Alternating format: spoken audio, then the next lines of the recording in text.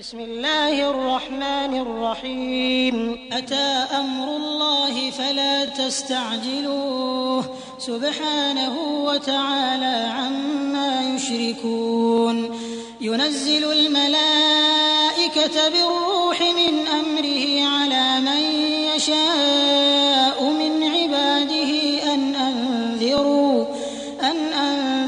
أنه لا إله إلا أنا فاتقون خلق السماوات والأرض بالحق تعالى عما يشركون خلق الإنسان من نطفة فإذا هو خصيم مبين الحمد لله رب العالمين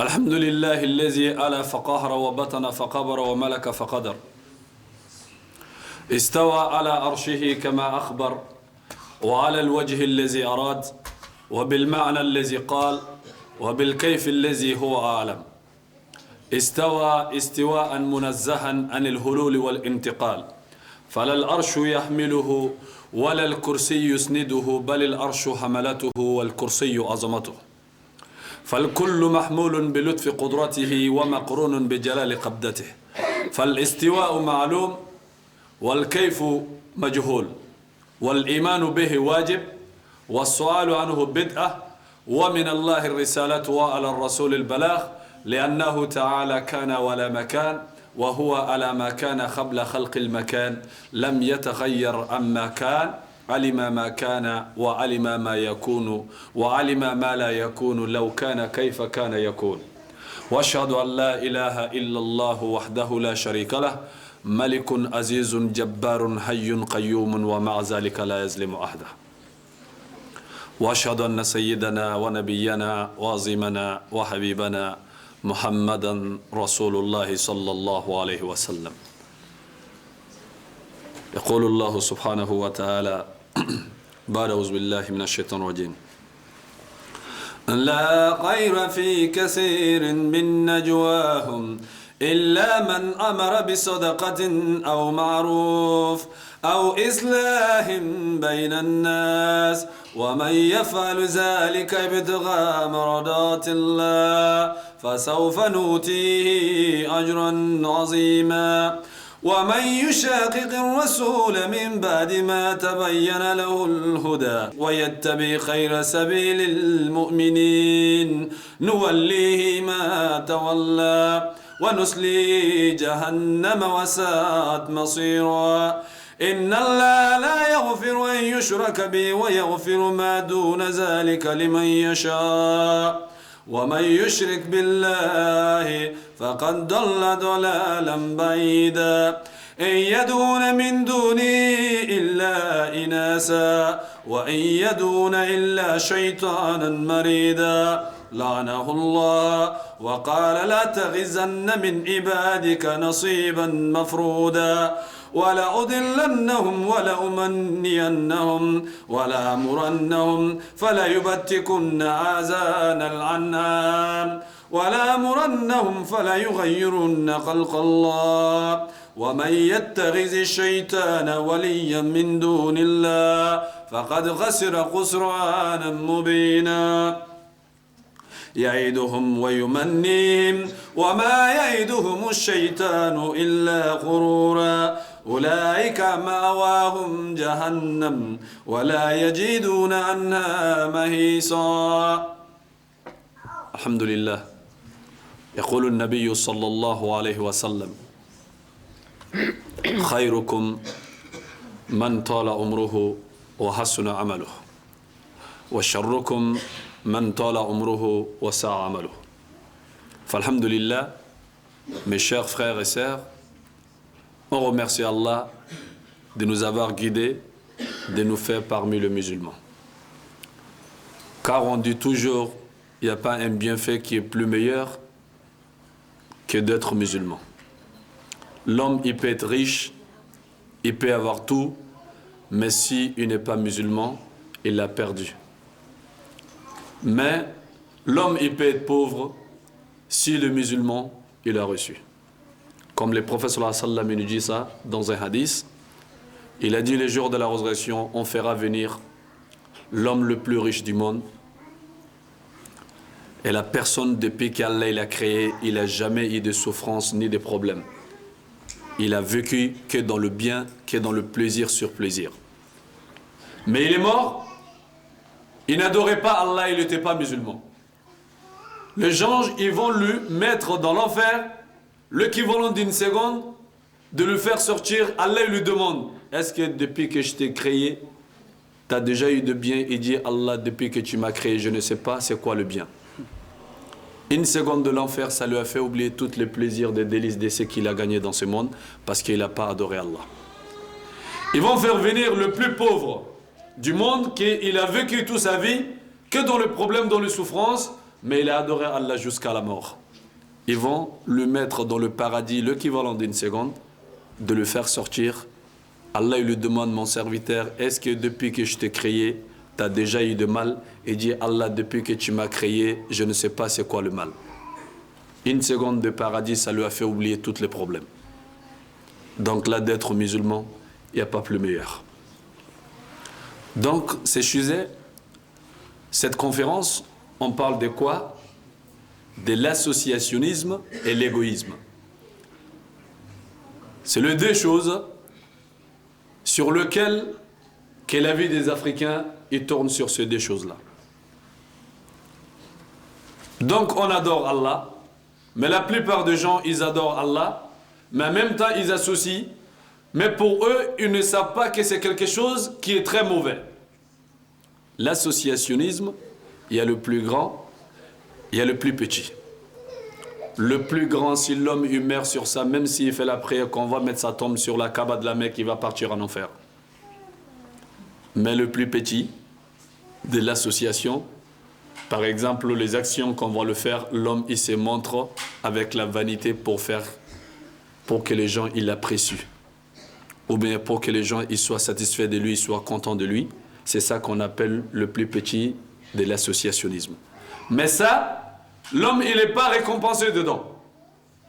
Mais si il meurt sur cette condition aussi, toutes ses actions ils ne sont pas acceptées, parce que Allah n'accepte rien que ça n'a pas été fait que pour lui.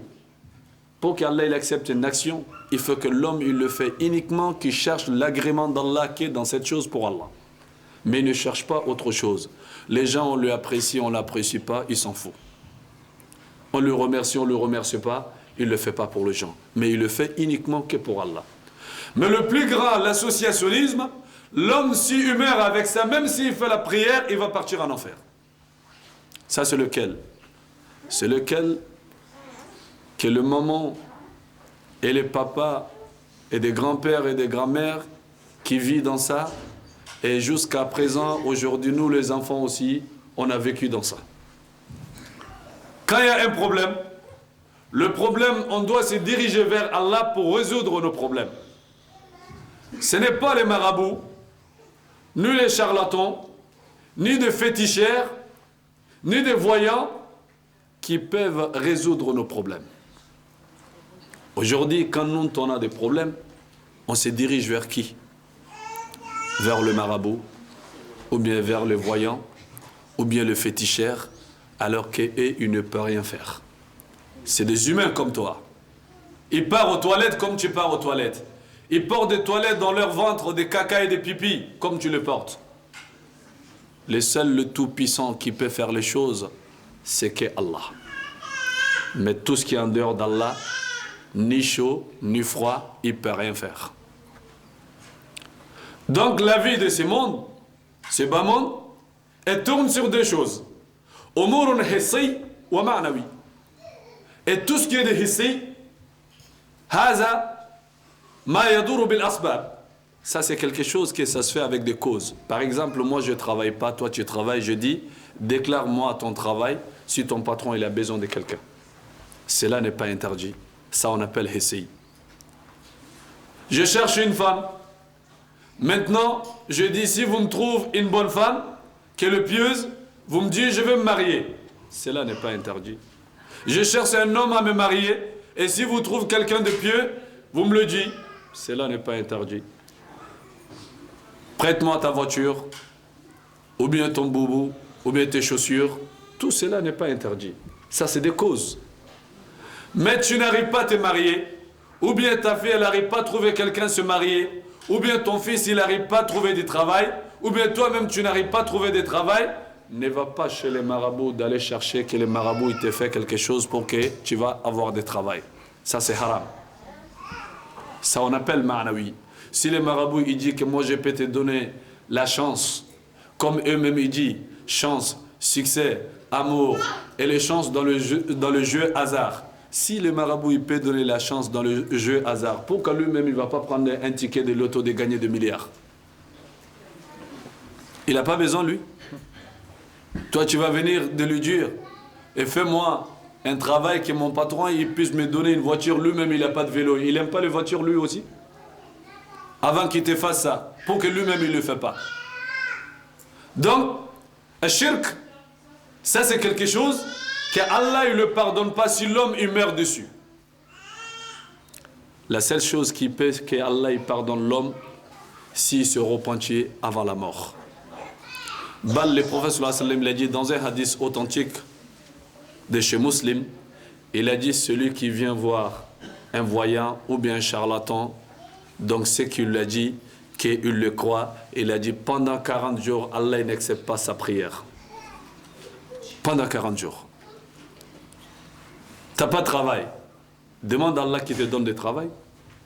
Lève-toi, tu fais la prière. Chaque chose, on demande à Allah. Comme le prophète sallallahu alayhi wa sallam, il a prié à Ibn Abbas, radiallahu anhu. Il a dit un jour, j'étais derrière le prophète d'Allah. Il m'a dit, Ya ghulam, inni u'allimuka kalimati. Il a dit, oh toi les garçons, je t'apprendrai des paroles. Ihfazillaha yahfazuk. Protège le lien qui est entre toi et Allah. Allah, il te protège contre tout ce que tu n'aimes pas. Ihfazillaha tajidhu tujahak. Et protège le lien, le recommandement d'Allah et des heures d'Allah.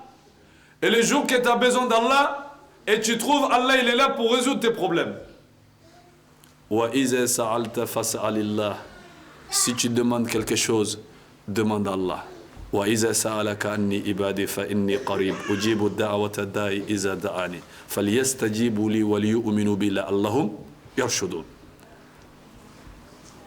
Donc dans ce cas-là, si tu demandes l'aide, demande l'aide à Allah. Mais le prophète, il a dit quoi, Ibn Abbas?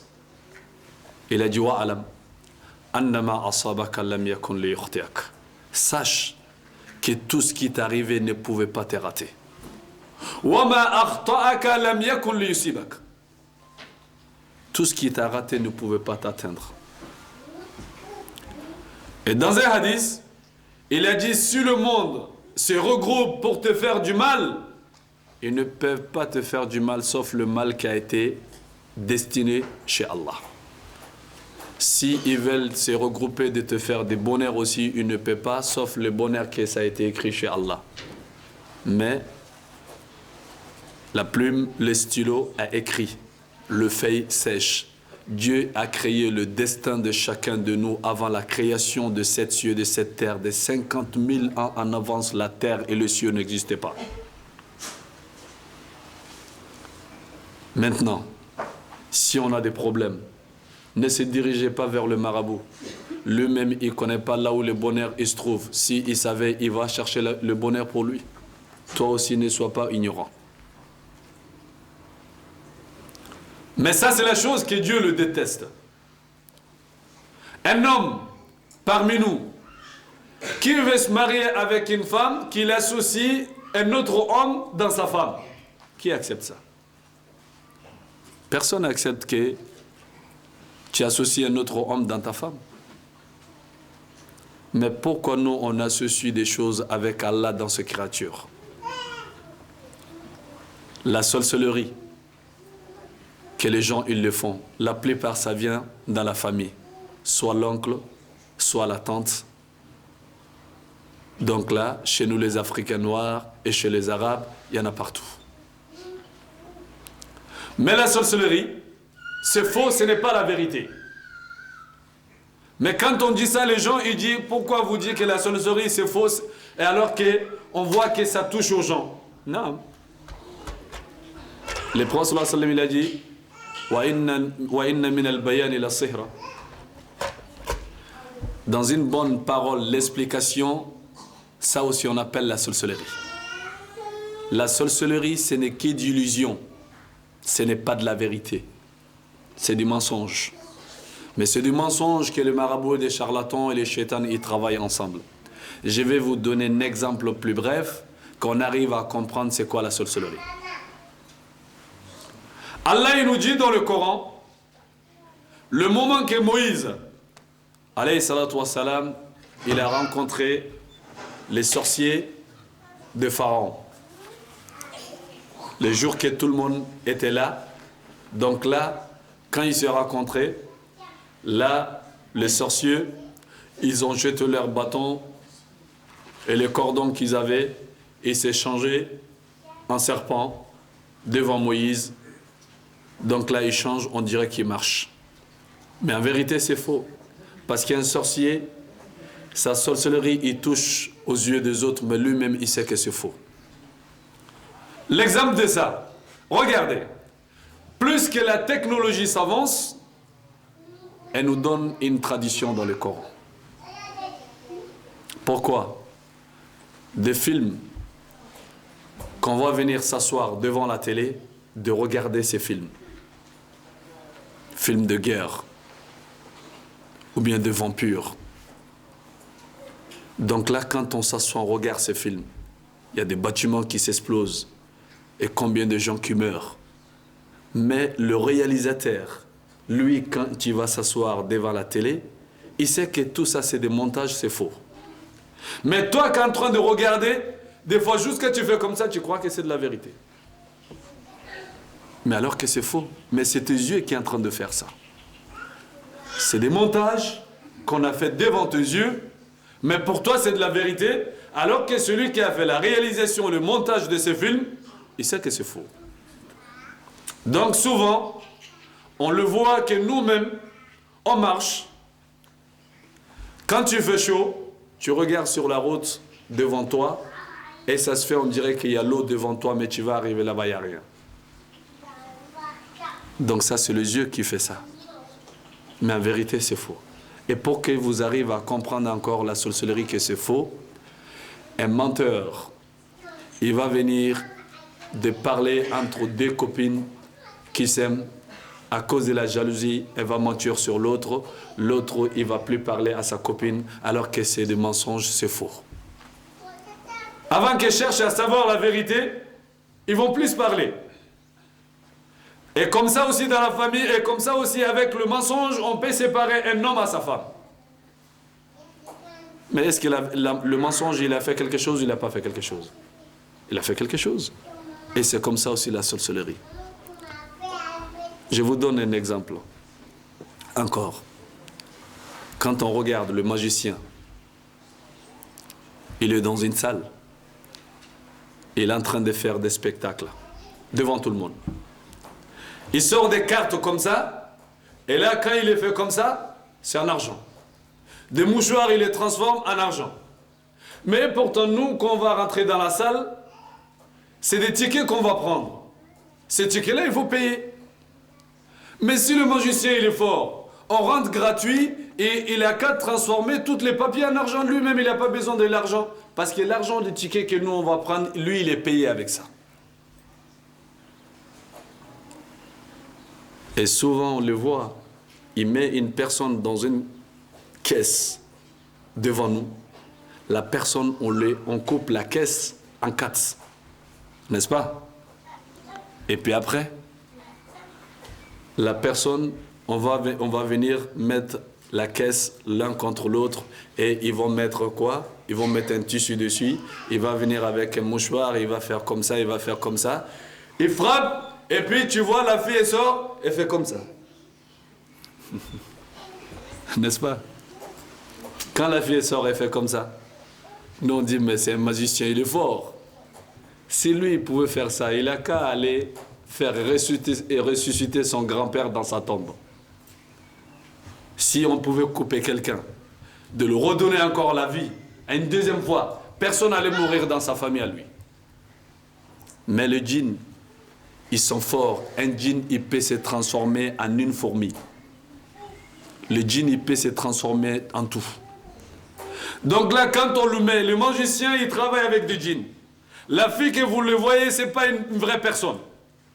Il peut venir, quand il rentre dans la caisse, il se transforme en une fourmi, il se met à côté. On va couper la caisse en 4, mais lui, il n'est pas touché. Après qu'on va le faire, il va se transformer comme il était. Allah, il a donné le pouvoir aux djinns de se transformer en n'importe quelle manière. Mais nous, les hommes, on ne peut pas. Et c'est ça leur plan. Donc, de transformer les cartes en argent ou bien en pigeon, c'est des djinns qui font tout ça. Si la personne, il pouvait faire ça, il n'a pas besoin de l'argent des spectacles des gens. Lui-même, il allait être riche par rapport à lui-même. Donc, maintenant, d'aller chez les marabouts, par exemple, comme aujourd'hui on le voit, tu rentres dans beaucoup de maisons, tu trouves là-bas, il y a une main qui est collée, il y a un œil dedans qui dit la main de Fatma. En tant que tu as cette main chez toi, ça te protège. Ce n'est que des mensonges. Fatma, même elle est dans sa tombe, qu'est-ce que sa main cherche chez toi? Donc chaque personne qui prend quelque chose en prétendant de mettre dans sa tête que c'est ça qui me protège, tu as associé à Allah, tu as mis la chose à la place de Dieu, tu es foutu. Si tu meurs dans cette condition, la prière ne sert à rien. Il ne faut jamais mettre quelque chose à la place de Dieu. Même le tableau cadré qu'on le met chez nous, qu'il y a des versets coraniques dessus, et celui qui le met dans sa tête, que ces tableaux-là, en tant qu'ils sont là, je suis protégé, tu es associé à Allah. Si tu le mets pour les décorations, il n'y a pas de problème. Mais si tu mets chez toi en tant qu'il y a ces tableaux, je suis protégé, tu as mis les tableaux à la place de Dieu.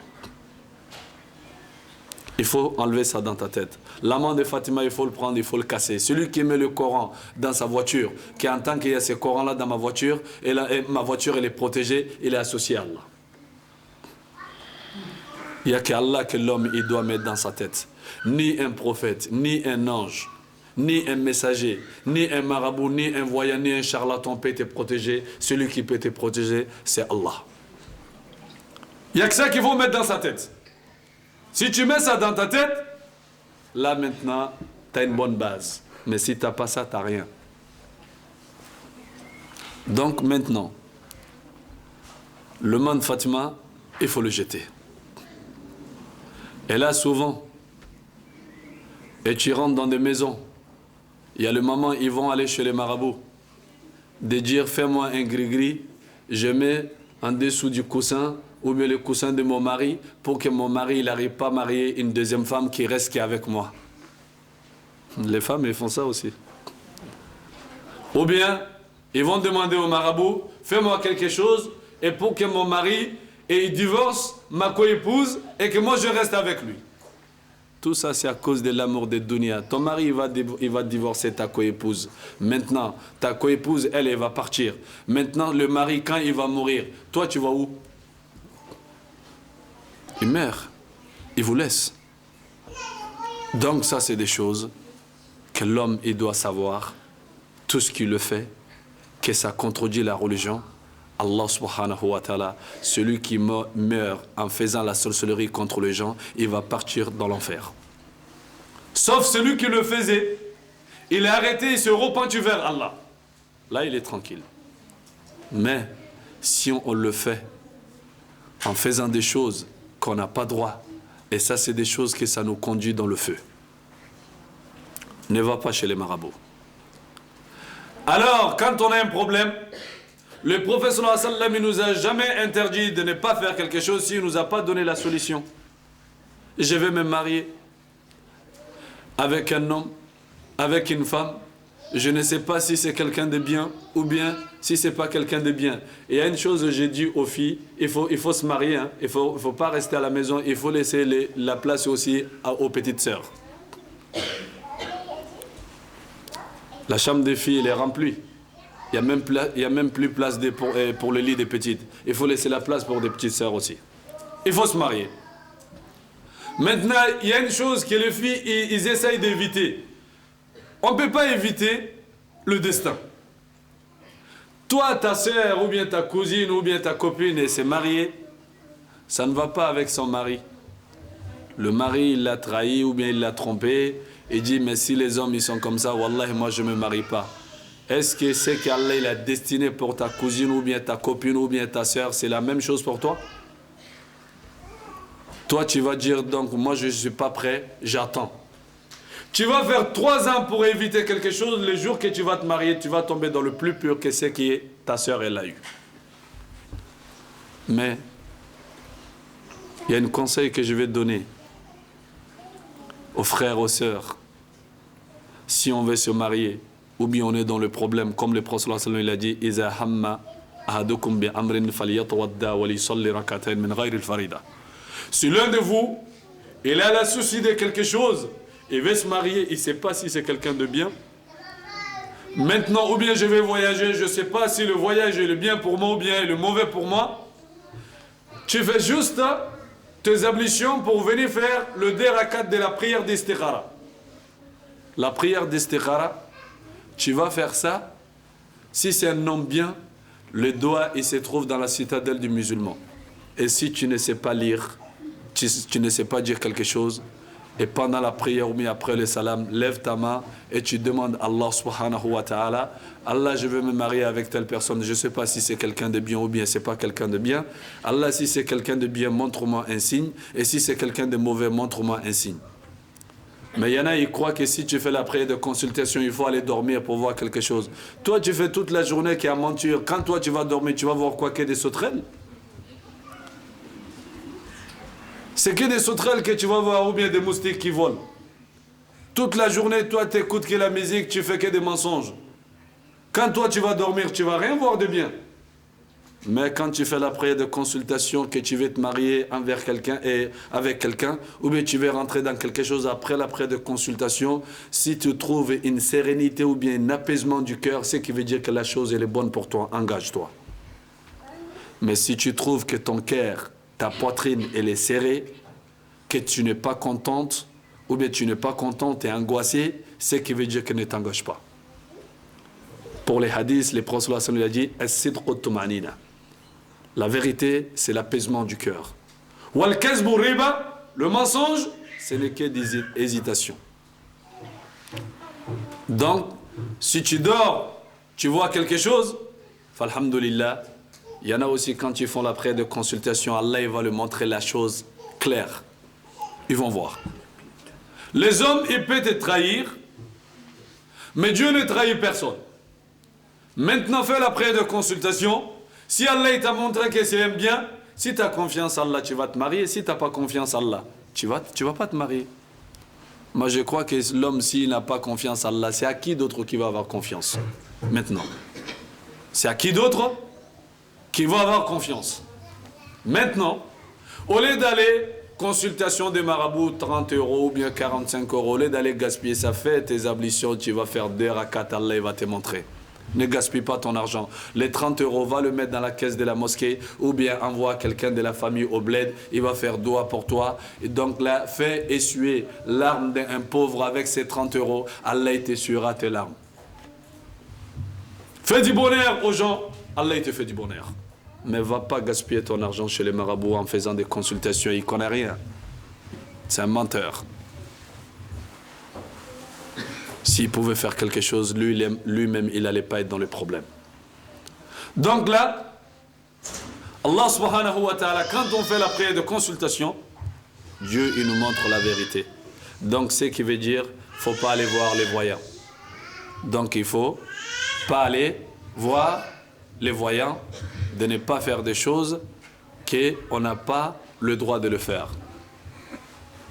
Ça nous fera sortir dans l'islam. Donc, il y a des personnes aussi qui ont fait de la sorcellerie, comme ça existe dans la famille. Elle, ses enfants, ils sont trop avancés dans l'école et ils sont dans les plus hautes études, donc il faut les bloquer dans leurs études. Il ne faut pas qu'ils se marient, il ne faut pas qu'ils trouvent des hommes, il ne faut pas qu'ils s'avancent dans leur vie. Ça, c'est que la vie, la communauté africaine. Subhanallah. Le prophète sallallahu alayhi wa sallam, il a dit la jalousie elle est permise que dans des choses.